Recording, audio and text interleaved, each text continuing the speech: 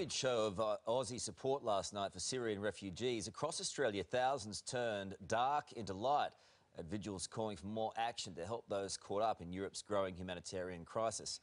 For more, we're joined now by Foreign Minister Julie Bishop. Foreign Minister, good morning to you. Good morning, Carl. As you saw last night, there is a clear appetite for us to do more. Have you made a decision yet? I have been in contact with our Immigration Minister, Peter Dutton, overnight. He's in Paris at present meeting with the UN High Commissioner for Refugees, Guterres, and he's also meeting with UN officials and the International Organisation for Migration today and discussing the international response and what part Australia can play in that response. No one country can do this alone.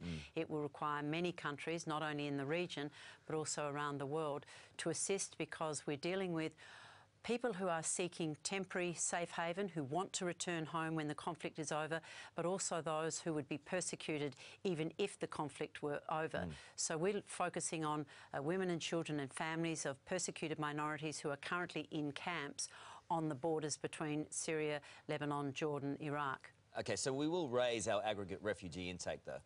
Well, these are details that we will work through with Peter Dutton as part of an international response, but we're taking this issue very seriously. Australia has been leading the international debate on this through the Security Council in 2013 and again in 2014 when we were a temporary member.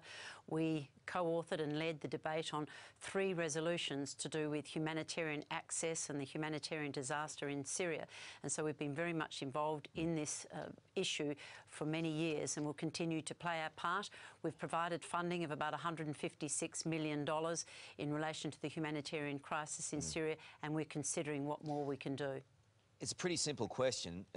We will raise our aggregate refugee intake, won't we? Well, these are matters for the Prime Minister to announce, not me on morning TV. This is obviously something that has to be discussed with respect, Foreign Minister, you're on our program and people have an appetite to find out what's going on. How long is it going to take him for him to make up his mind? There are a number of issues that need to be determined. When you resettle people permanently, you have to ensure that you have the services in place, the housing, the facilities, the education, the health facilities. And so these are matters that we're working through.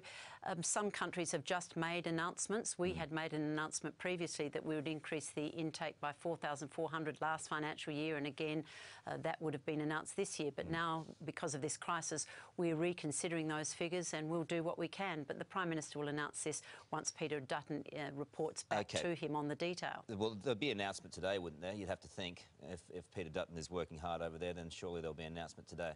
Well, in the next few days at least. All right, so what we're looking at here is, and look, I get the logistics are not easy. Relocating that many people from Europe is not going to be an easy thing to do, just logistically, and then all those other issues that you mentioned. But this is more than just a Kosovo solution, isn't it? These people will be here, or some of them will be here permanently.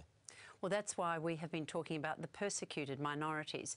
In the case of Kosovo, people wanted to escape Kosovo because of the conflict, but wanted to return home. Now, there are many people in the camps in Lebanon and Jordan. I was in Lebanon and Jordan last year. I went to the registration centre. I talked to the people there. I talked to officials. Many want to go back to Syria when the conflict is over, but this is a very complex conflict, given that there is the Assad regime and people are fleeing the Assad regime. ISIL has taken over swathes of land in Syria, the Al-Raqqa province, so there are people fleeing from ISIL. So when this conflict is over, then people will want to return.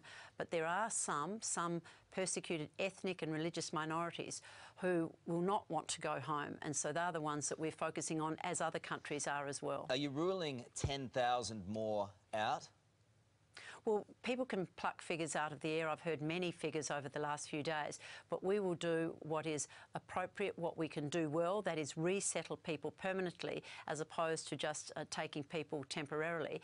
But there is also this idea of a Kosovo solution. That's why I'm in contact with my counterpart foreign ministers from the UK, from the US, but also from the Gulf countries, the Saudi Arabians and the United Arab Emirates, other countries in the region who we believe could be part of this international solution. Well, and so they should be. They've been dropping the ball for a long time, haven't they?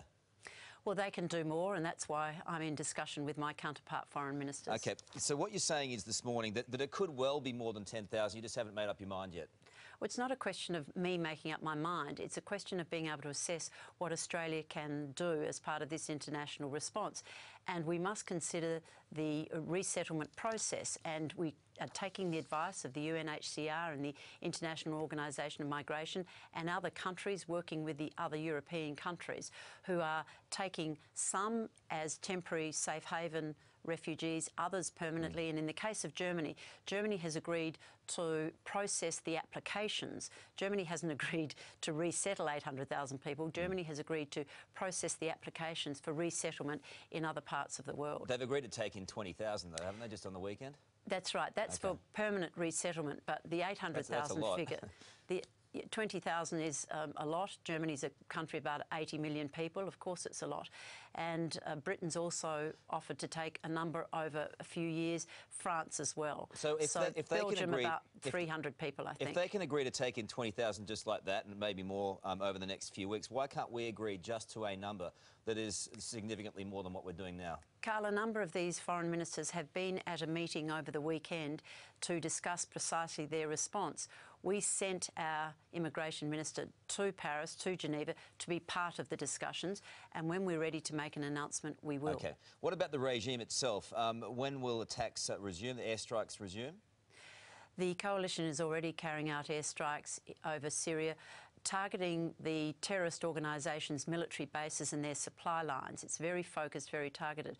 Great Britain took part in the airstrikes. I understand the Canadians are taking part in these airstrikes, and our National Security Committee will consider that during the course of this week. Okay, so we could be making decisions on that this week as well.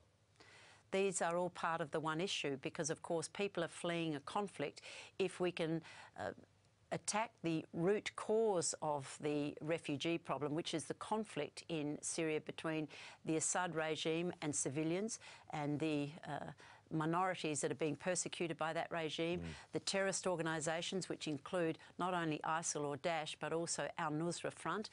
It's a very diabolical, complex situation in Syria, but we'll play our part to ensure that the conflict ends. There must be not only a military but a political solution, and we are backing what's called the Geneva Communique, which is looking at a political solution, a transnational government in Syria so that the country can return to some sort of peace and stability. One final question. Do you feel for these people? Absolutely. It's heartbreaking. And I have been there. I've been in Lebanon. I've been in Jordan. I've met with people in these camps, people who were registering for asylum, some who were registering for temporary safe haven. A number of people in Lebanon are staying with family and friends. Lebanon has about 1.2 million people claiming a refugee status. Many of them are living in the communities. So it's an ever-present problem in both Lebanon and Jordan, and we're very conscious of doing our part. Foreign Minister, it's a big issue, a big problem. Thanks for your time today. We really appreciate it. My pleasure. Okay.